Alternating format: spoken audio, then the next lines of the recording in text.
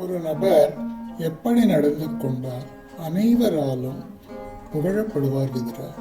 அரசே ந யோபியசூயதி அனுகம்பதேச்ச ந துர்பலஹ பிரதிபாவ்யம் கரோதி நாத்யாக கிஞ்சித் க்ஷமதே விவாதம் சர்வத்ர தாத்ருக் லபதே பிரசம்சாம்.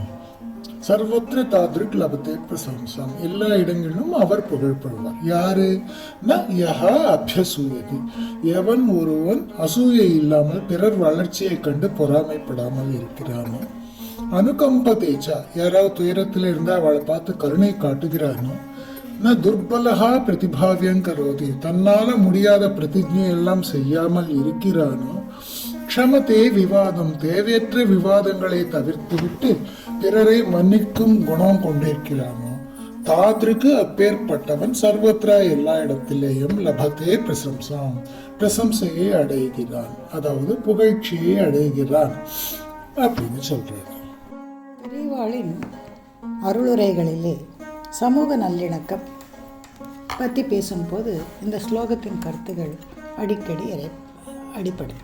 பெரியவா இந்த ஸ்லோகத்தில் உள்ள வாக்குறுதி மற்றும் பொறாமை குறித்து மிக யதார்த்தமாக விளக்கம் அளிப்பார்.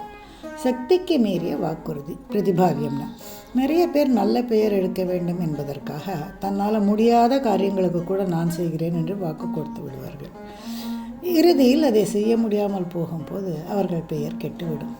ஒரு புத்திசாலி தன் பலத்தை அறிந்து உண்மையாக இருக்க வேண்டும் என்பார் பெரியவா. பொறாமையற்ற குணம், அடுத்தவன் உயர்வை கண்டு சந்தோஷப்படுவது ஒரு பெரிய தவம். பொறாமை என்பது உங்களை நீங்களே எரித்து கொள்ளும் நெருப்பு. அது இல்லாத இடத்தில் மகாலட்சுமி கடாட்சம் இருக்கும் அப்படின்னு கூறுவார். விவாதத்தை தவிர்த்தல், ஜெயிக்க வேண்டும் என்ற பிடிவாதத்தை விட்டுவிட்டு அமைதியை காப்பவனே உயர்ந்தவன்.